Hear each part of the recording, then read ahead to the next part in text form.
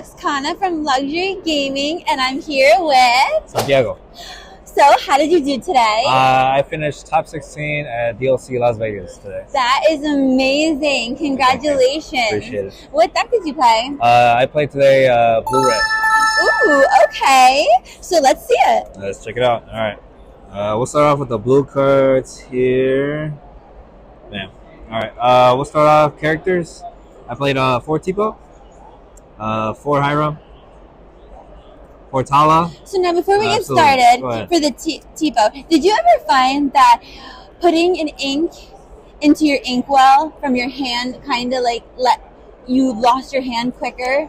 So yes and no. My game plan is like get to 4 ink as quick as possible, and then this card just made that so much easier for my game plan of playing Tala on 3 or Hiram on 3 with my 1 cost item. Okay. I'm just trying to draw cards as soon as possible. And now, how often did you find these items? Or did pretty often enough. A lot of the time, like mulligan, I would preferably try to keep Grandma Tala because I only play a few amount of 1 cost items. We'll get to that. Okay. And then, but getting yeah, ahead of myself. This was always the game plan here. Ramp on there and then drop one of these 2. Okay. And then we got 4 Tamatoa for the blue characters. Boss monster of the game. Best card. Alright. That's characters there. Actions, we played, I played 4 Vision of the Future, 2 Hideaway, 3 1 Jump, and 4 How Far Ago. 4 Vision. This card is a part of prosperity for people who play Yu-Gi-Oh! Dig 5, pretty good. Or it's like a better develop your brain. 100%, yes. So I didn't play that card because it was it didn't progress as much as this card. And for spacious shoes as well, I didn't want to go over 60. So we just stuck to the 4 there. So now, what card would you prefer turn to, Tipo or 1 Jump? Depending on the matchup, I would go 1 Jump, but into the green decks that play Ursula on 2, you would preferably have the Tipo. Okay. And also, Tipo's board presence helps against the purple matchup, where they're questing their Chernobyls or their Bromes, and you just don't want them to quest and keep them on board without you trying to get rid of them. And I noticed you play Hideaway. Yes. But no Cusco. No Cusco. What's your rationale?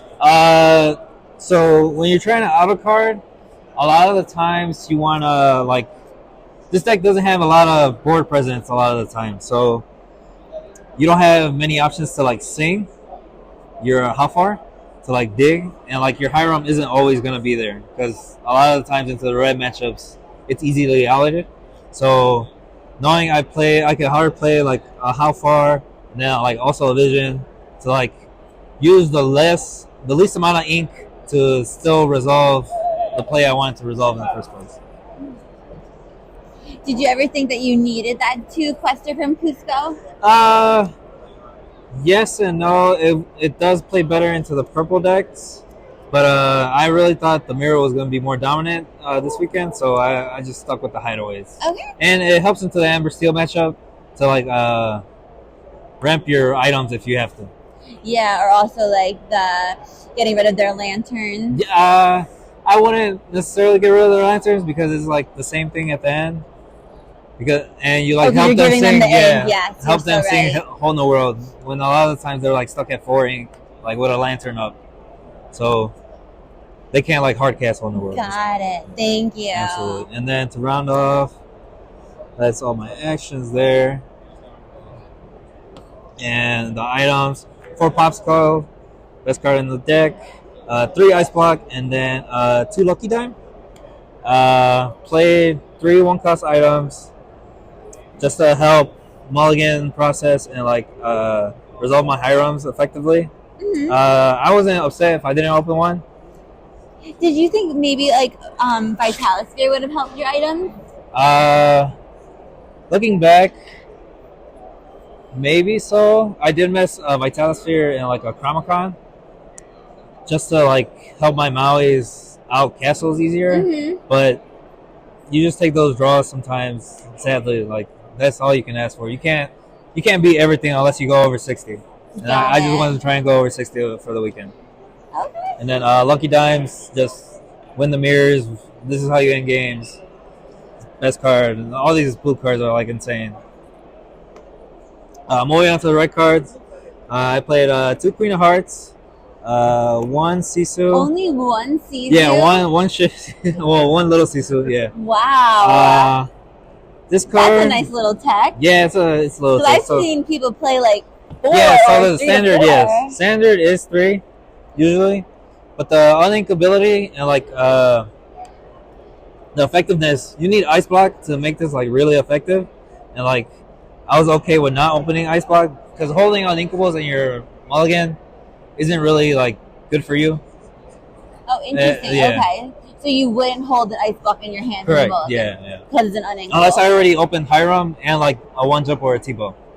Like unless I had that game plan going forward into like the mulligan, like I wouldn't hold any of those cards. That's interesting. Because sometimes for my mulligan, if I have a 1-jump, I'm gonna keep it. Right. Even though it's uninkable. Only for the 1-jump. Yeah, only for the 1-jump. Yeah, since it's still your turn too. Yeah. Got it. Okay. But besides that, all the other uninkables, I try not to hold. But to replace those cards, I played 2 Queen of Hearts because I still wanted something into the Amber Steel matchup and the purple matchup. So like on the draw, when they quest on the purple side and they leave their Chernobog or their Broom up, I can skip ramp, which is fine sometimes, and like cut them off of card. They will draw like later on because that deck doesn't draw really effectively until they get to like 4 with the rabbits and like their friends. Now, did you find you caught people off guard with the Queen of Hearts? I was made to go first a lot of the time. So a lot of the time they would like see me ink this card during game 1. So it wasn't as impactful as I wanted it to be. Okay. But going into the second game, they would still actively play around it even though I didn't have it in my hand. So it did its job. It could have been better. It's kind of holding 1 card in your hand if Right. you're at 7 ink, even though you don't have to be prepared. Exactly. But Yeah, literally, yeah. You know they're playing. you gotta respect yeah, mind they gotta games. respect it. Yeah, literally. That's that. For Maui, just to take out castles and like it's just a big body. Take out characters, sing how far. 2 Meta Medusas. I only played 2 because it's like the 5th and 6th Maleficent Dragon, basically. Mm-hmm. And just keep my uninkable count like really low. And you did bring up a good point that it is good to sing with Maui, Correct, especially if they don't have a board like yeah, you exactly. clear it. Yeah, both of these cards stay reliable. Like they always have something to do on the board. Old reliable. Yeah, literally. I played 3 Sisu as my board wipes. This card is pretty insane. I did for my top 64 into aggro shift it. That's what I was gonna wonder. Yeah. Yes, I opened the 1 up and then also dropped it on 6. It was pretty clean. Now, did you ever like shift into the big Sisu twice? I would usually have enough ink to play hard play the second one. Okay. So then hardly came up, but in testing it has come up, and it's just really nice. It lets you to just be proactive with like your 4 drops, like Tala and Hiram, and then on top of that, play like a board wipe. And then for the last characters, for Maleficent, I expected a lot of mirrors and just into like goats and like big Cinderellas. This just pops clears. And Tamatoas. If it's the mirrors, like you gotta get rid of it. And like the increased amount of Sisus also in the mirror, you just need something to not let them quest for 3. Mm-hmm. That's all my red characters there. And then my last actions, 4 brawls and then 2 prep. 4 brawls for the... That's pretty standard. Yeah, pretty standard, yeah. And then 2 preps. A lot of people have been cutting down on this. I agree.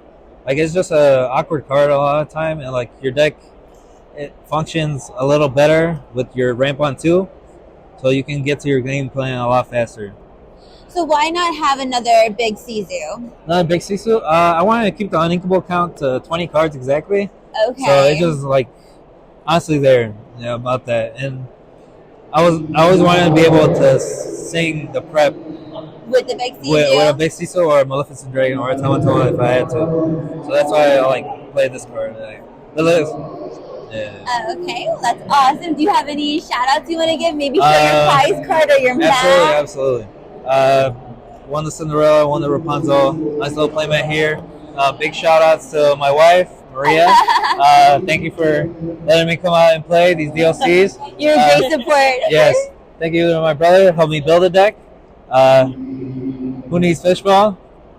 I did, yeah. No Who needs fishbone? And then big shout out to my team, BSG, Backseat Genius. We're up and coming team. We have Amza, Tomas, and Dewey Wen, all blue-red players that have phenomenal tops, and now it's me too. And so look out for us in Seattle.